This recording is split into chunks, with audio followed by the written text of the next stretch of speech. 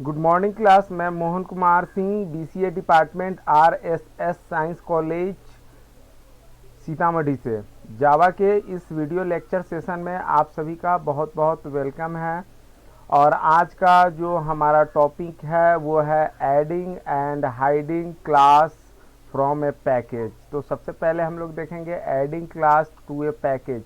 देखिए, इससे जस्ट हमारा जो प्रीवियस लेक्चर था उसमें हम लोगों ने देखा था how can we create a package, how can we import a package, यानी एक यूजर डिफाइंड पैकेज को किस तरीके से हम क्रिएट कर सकते हैं और किस तरीके से उसे हम इंपोर्ट कर सकते हैं। तो अगर हमारा कोई यूजर डिफाइंड पैकेज बना हुआ है तो उस पैकेज में यदि हम कुछ नया क्लास फिर से ऐड करना चाहते हैं तो how can we add the class in the existing package. तो कहता है, देखिए, we can add a class to an existing package, let us see the following step. किस तरीके से करना है, देखिए, सबसे पहले कहता है क्रिएट ए पैकेज, यानी कि हम ये मान के चल रहे हैं कि हमारे पास कोई एग्जिस्टिंग पैकेज नहीं है। तो इस तरीके से पैकेज को क्रिएट करना हम लोगों ने जस्ट प्रीवियस लेक्चर में देखा था। उसके बाद इस पैकेज को क्या करना है कि save the package P1 as a dot Java in P1 directory. तो ये अगर इसमें यदि किसी आपको प्रॉब्लम है तो इससे जस्ट हमारा प्रीवियस वीडियो जो है उसे आप देख लीजिए, वहाँ से आपको क्लियर हो जाएगा कि कैसे पैकेज को बनाना है। तो इस तरीके से अब जब हमारा P1 नाम का पैकेज बन जाएगा तो उसके पास एक क्लास होगा, सिंगल क्लास, और उस क्लास का नाम ए क्लास। ओके, फिर उसके बाद कहता है कंपाइल तो करना ही पड़ेगा, ये सब पैकेज को क्रिएट करने का प्रोसेस है।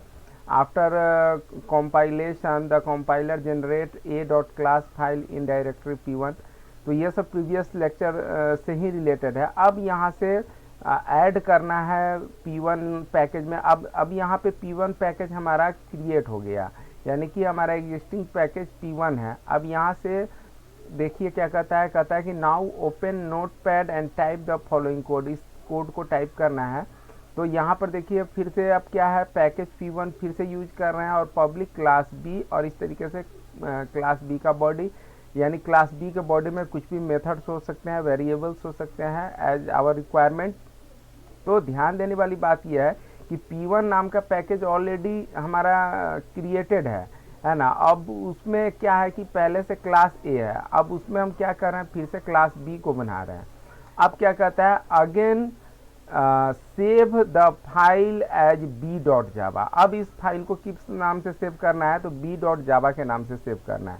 यानी कि पहले बार जब हमने पैकेज बनाया तो उसमें एक ही क्लास था, क्लास ए, तो उसे ए डॉट जावा नाम से सेव किया। अब दोबारा जब वो पैकेज बन गया है, कंपाइल हो गया है, तो उसी पैकेज में जब हम क्लास बी को ऐड कर रहे हैं तो बी डॉट जावा नाम से सेव करना होगा। लेकिन कहाँ पे, तो कहता है in the same directory P1, यानी P1 डायरेक्टरी में ही हमें सेव करना है। आफ्टर डेट कहता है कि and compile B dot Java file using command prompt. Command prompt से इसे कंपाइल कर लेना है। और मैं फिर बता रहा हूँ कि यदि इन सब ये कंपाइल करने में यदि कमांड प्रॉम्प्ट से आपको प्रॉब्लम है तो जस्ट प्रीवियस लेक्चर देख ले कि पैकेज कैसे क्रिएट करते हैं। फिर उसके बाद आप देखिए क्या कहता है कि now package P1 contains both the class A and B, यानी ए और बी दोनों क्लास को पैकेज जो है कंटेन करेगा। The statement P1 dot asterisk will import both classes A and B. और इस तरीके से दोनों ही क्लास को इस तरीके से हम लोग इंपोर्ट कर सकते हैं। लेकिन एक बात इसमें ध्यान देने वाली बात है, ये क्या कहता है, देखिए, note that we can not put two और more public classes together in a single dot Java file. देखिए, यानी कि पैकेज के अंदर ए डॉट जावा है और बी डॉट जावा है। क्या एक ही बार में हम ए डॉट जावा और बी डॉट जावा जैसे एक ही क्लास जो हमने बनाया यहाँ पे फर्स्ट टाइम पे कि पब्लिक क्लास ए, तो इसी के नीचे एक दूसरा क्लास हम नहीं क्रिएट कर सकते हैं, पब्लिक क्लास बी? नहीं, ऐसा बिल्कुल नहीं कर सकते हैं।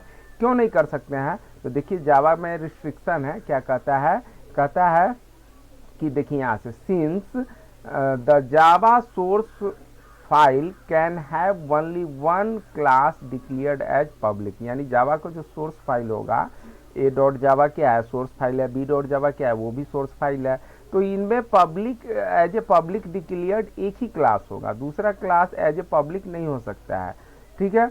तो सो डैट यदि दोनों क्लास को हमें फर्दर नेक्स्ट प्रोग्राम में एक्सेस करना है, किसी प्रोग्राम में इंपोर्ट करना है, तो हमें 2 बार करना होगा, है ना। पहले बार में एक क्लास का फाइल बनाना होगा, दूसरी बार में दूसरे क्लास का, जैसा कि यहाँ पे बना रखा है। फिर उसके बाद क्या कहता है, हाइडिंग क्लास, क्लास को अब हाइड करना। तो देखिए कहता है कि when we import a package using asterisk, यानी एस्ट्रिक सिंबल का जब हम इस्तेमाल करते हैं, जैसे जस्ट लाइक यहाँ पे देखिए इस तरीके से जब हम लोग इंपोर्ट करते हैं तो क्या होता है, तो कहता है कि all public classes of package are imported, package के जितने भी पब्लिक क्लास होते हैं वो इंपोर्ट हो जाते हैं। जैसे प्रीवियस पैकेज P1 में ए और बी दोनों पब्लिक क्लास है, वो इंपोर्ट हो जाता है। फिर आगे कहता है the classes in package which are declared as non public can not be imported, वो इम्पोर्ट आपका नहीं होता है, ठीक है, वो आपका इंपोर्ट नहीं होता है। फिर उसके बाद क्या कहता है, कहाँ पे नहीं होता है, तो कहता है आउटसाइड द पैकेज, पैकेज के बाहर। फॉर एग्जाम्पल यहाँ पर जैसे देखिए यहाँ पे P1 नाम का पैकेज है, अब इसमें हमने क्या किया है कि पब्लिक क्लास ए, तो ये ए क्लास कैसे डिक्लेयर किया गया है, एज ए पब्लिक, लेकिन यहाँ पे बी क्लास बी क्या है, क्लास बी हमारा पब्लिक नहीं है। सो डैट अगर P1 पैकेज को हम इंपोर्ट करेंगे जहाँ कहीं भी किसी थर्ड प्रोग्राम में, तो class A is accessible but class B is not accessible. तो क्लास बी कहाँ पे एक्सेस होगा, तो देखिए क्या कहता है, in above package class B can not be access outside the package P1, P1 package के आउटसाइड ये एक्सेस नहीं होगा, since it is non public, क्योंकि ये क्या है, नॉन पब्लिक है। फिर आगे कहता है note that Java source file can contain only one public class, ये बात दोबारा रिपीट हो रहा है, तो इस बात को ध्यान रखना है कि जावा का जो सोर्स फाइल होता है वो केवल एक ही पब्लिक क्लास को कंटेन करता है।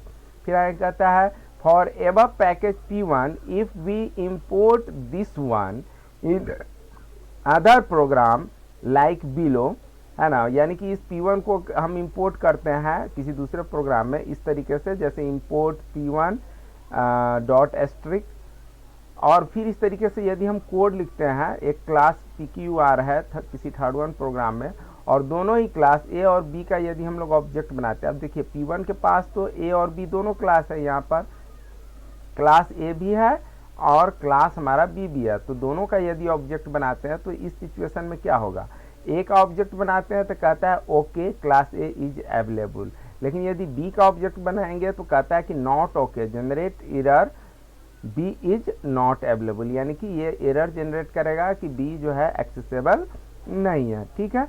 तो इस तरीके से क्लास को ऐड करना और क्लास को हाइड करना, दोनों ही प्रोसेस को हम लोग देख लिए पैकेज में।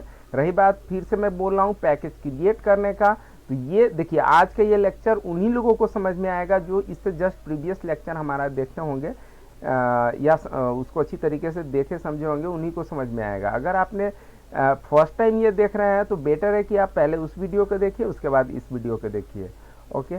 अब मैं एक चीज़ और बता दूं कि एडिंग क्लास ये तो समझ में आता है कि किसी पैकेज बना बनाया पैकेज है, उसमें एक क्लास है तो एक दूसरा पब्लिक क्लास ऐड करना, ऊपर वाले का मकसद समझ में आता है, लेकिन नीचे वाले का मकसद क्या है, तो देखिए समटाइम्स कुछ ऐसा होता है कि मान लीजिए कि ये क्लास कुछ ऐसा फंक्शन करना चाहता है जो कि एक दूसरे क्लास के माध्यम से, जैसे क्लास बी के माध्यम से, तो देखिए पैकेज के अंदर इस एक क्लास के अंदर तो बी एक्सेसिबल है, तो कुछ ऐसा काम इंटरनल वर्क ये बी करके क्लास ए को देगा, है ना। और फॉर दैट रीजन कि पैकेज के बाहर, यानी कि जब पैकेज को कहीं और जगह हम इंपोर्ट करते हैं तो हम चाहते हैं कि क्लास ए तो एक्सेस हो लेकिन बी हमारा एक्सेस नहीं हो।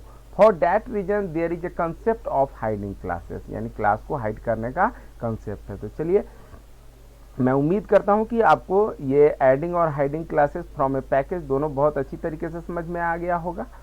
आपने मेरा वीडियो देखा, इसके लिए बहुत बहुत धन्यवाद।